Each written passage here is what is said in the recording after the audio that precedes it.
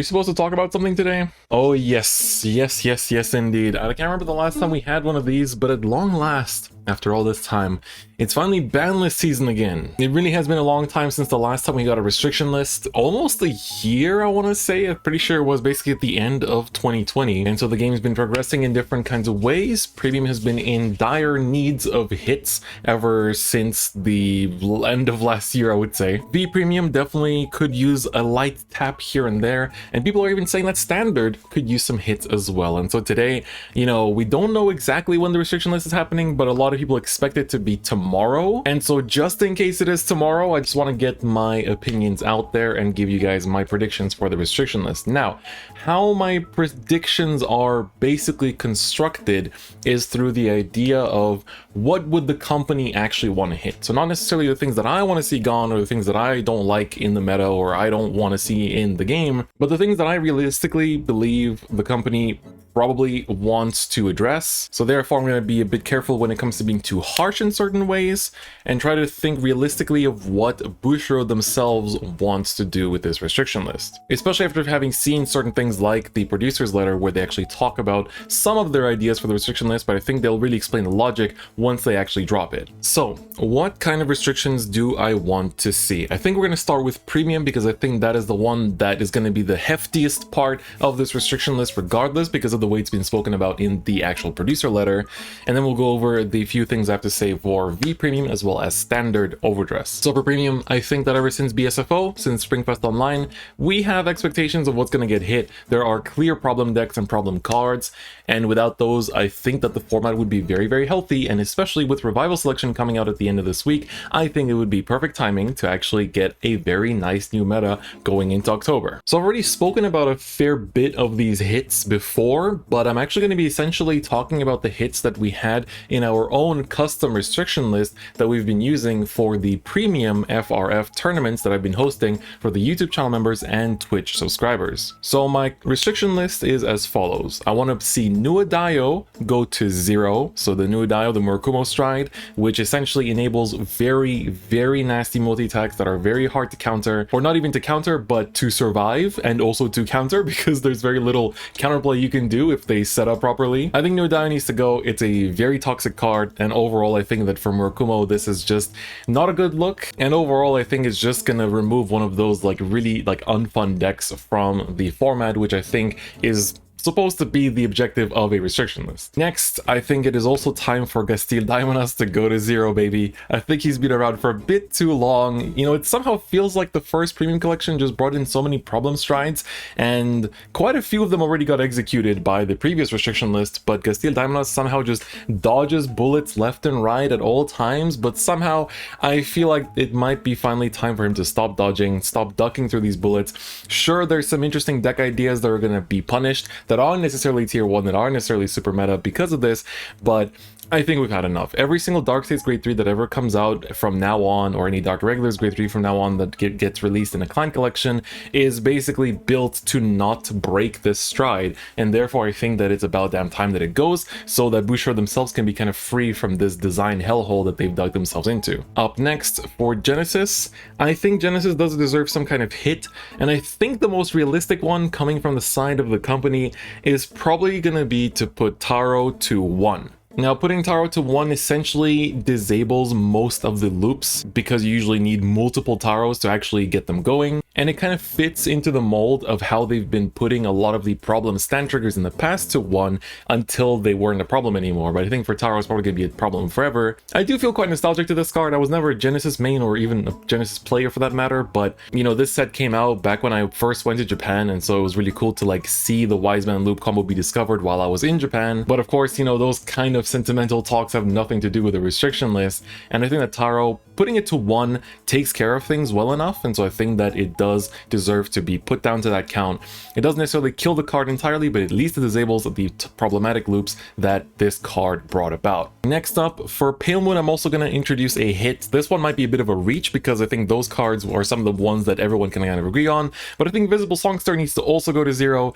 It's not really meta, and it hasn't topped in forever, whatever, but it is a very toxic deck. Like, it's a toxic deck, it's not fun to play against, it's not fun to play for a lot of people either, and I think if you're hitting these things at the top level, you might as well take out these things as well. If you want to know more about these, like, the premium hits, you should be watching Solemn Vanguard's video as well that he made after BSFO, because he explained all of this really excellently too, and I think that I agree with him. Like, Songster is a problem card that needs to go as well if these things are going to begin with. By similar logic, I think Freezing Witch Bendy should also go. Like, being able to Superior Ride and Stride earlier is cool, but when you're bringing down the power level of the format a notch, you can't let things that will overtake everything kind of overtake it all of a sudden. So I think that Bendy should also go to 0. Shadows will still be amazing in premium. This doesn't like make them any worse, or I mean, it does make them worse in not being able to Stride earlier and do that kind of setup, but I think it puts it on a fairer level and still lets Shadows be super strong in premium, so I wouldn't really be worried about the clan's like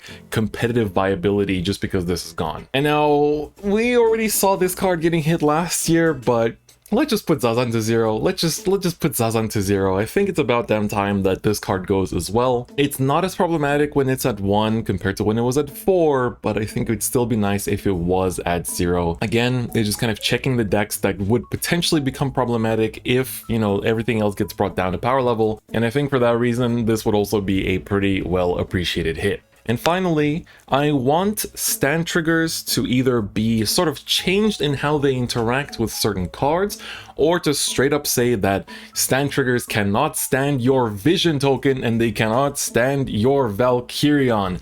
Please, like, either specifically say they don't interact with these cards, or just say that stand triggers have some kind of restriction or like are reworded or errataed in some way that they only restand those like regular rearguards that they were built to restand, and don't restand things like Vision tokens and actual, you know, Valkyrion. This I think would take care of basically the biggest problems in the meta overall. I also definitely want to see Ashurda as well as Dantarian to get choice restricted, because otherwise that is a pretty yikes combo that you're inviting, which is insanely easy to set up. So I think that could actually be quite problematic. And the last card that I don't know if this will get hit for premium, but I wouldn't mind them putting Jamio Congo on the watch, because I think Jamio, sure, you can't use it with Rene because that'd be a bit too crazy, but even then Jamio feels like a really problematic card still. Now, I don't know if it doesn't really need to be hit just yet, but I feel like it's gonna have some pretty scary implication in the future, so we'll see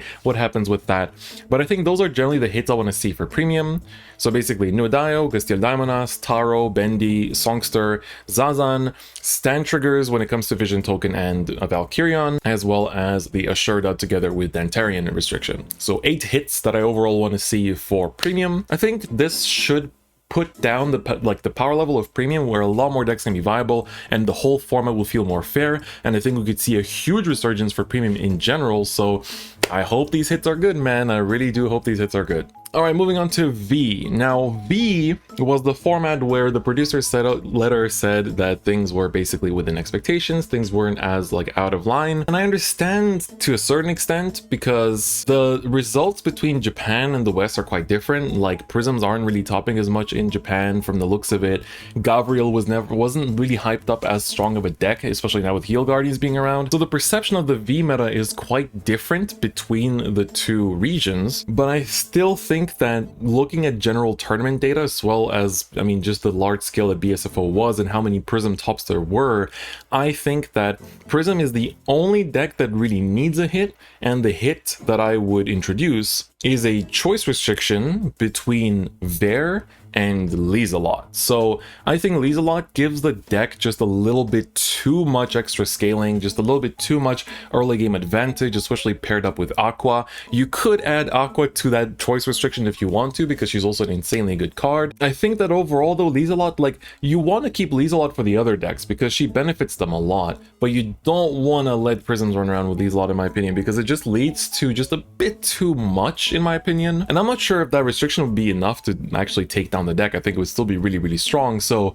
it feels more like a tap on the wrist and then kind of like see how things are going. And again, like, they're planning to do these restrictions like what, every 3 or 4 months. So I think with that in mind, they can kind of like do one softer restriction here and then watch how things develop in the months to come. And like, as much as I think that maybe something like, you know, Gabriel or Astral Poets or like things like that deserve a hit as well, I think Bushiroad is trying to kind of nerf those decks by the introduction of Heal Guardians, and they have had an effect, although if the Gabriel player, for example, goes second, it doesn't really make much of a difference, and they're still going to try to roll you before you've had enough time to build up your resources. So I do feel like those decks could use a hit, but I feel like this is where I mentioned, like, coming from Bushiroad's perspective, I don't think they're going to do it. I feel like Bushiroad is probably going to just take the minimal route here and maybe give us like one hit for V, and I hope it is going to be Prisms, and I feel like maybe people in Japan are going to be confused about it, but I think it does make quite a lot of sense when you look at the overall tournament data. And now finally, Standard. In my opinion, Standard, like looking at set 3, which is going to be releasing this week in Japan,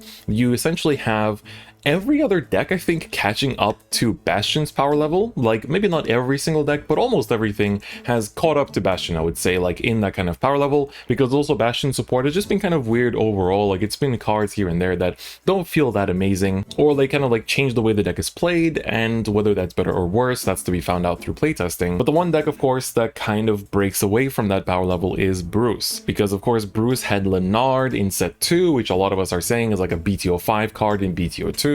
And now it got the Derek, which is on its own not that great of a card in my opinion. Like, it's a good card, but it's not busted on its own. It's busted because it gives you an out to the only counterplay that you had to Leonard, or your opponent had to Leonard rather. And so because of that, I think that's not really a great thing. So that being said, I think that right now Bruce is kind of the same way that Time Leap was throughout like early G, and Sanctuary Guard was throughout early G, and Night Rose was throughout like mid G, in that it's a really strong deck. It takes a little while to set up and to actually pop off, especially in a format where some decks do have early pop-offs, which in G we didn't have as much because so much was locked behind Generation Break or, you know, behind Striding. But the deck is a power level above, so now it depends if Bushiroad wants to let Bruce kind of have that position that Time Leap and Night Rose and Sanctuary Guard had back then, or if they want to already scale it down a notch and put it down to like Bastions and everyone else's power level, which I think would be healthier for the meta. If they want to do that, I think there's kind of several paths to do that.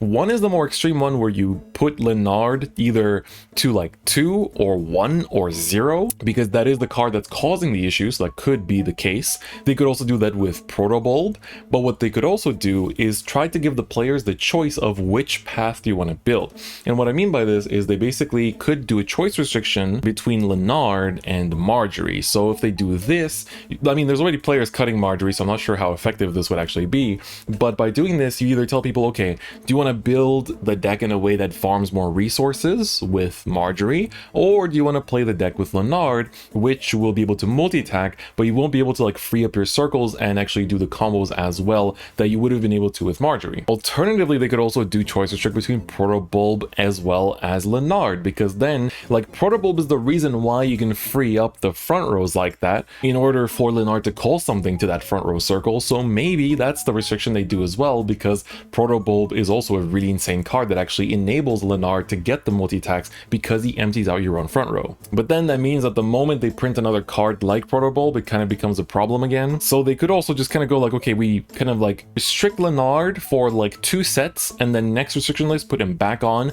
once everything else has caught up to Leonard's power level over the next 2 sets, for example. So I think for Standard, it's quite difficult to approach it. There's definitely a lot of different ways to do this restriction, if they even want to do it at all, right? If they even want to do it at all. But I feel like we might see at least a slight hit to Bruce just to scale it down, because I think if you scale it down, we have a really nice amount of going into set 3. I also personally think that people are overreacting a little bit to the 11 critical thing, and there's also plenty of decks like Bruce that's going to play Rainbow and not going to play 11 crit, but that's a talk for another time. But yeah, so I think that's my restriction list ideas. I also don't think they're going to do like a Richard, I mean, not Richard, I don't think they're going to do like a Leonard and Derek restriction, like choice restriction, because that's a card that's yet to come out, and like making it be on the hit list before it even comes out seems really weird. So I really don't think that's going to be the case. That seems to go really like against Bushiroad's own ideas of how they do these restriction lists. So yeah, that's my take on the restriction list. The set list for DBTO 3 should be fully dropping tomorrow as well. So I'll have a first impressions video coming up quite soon for you guys as well, because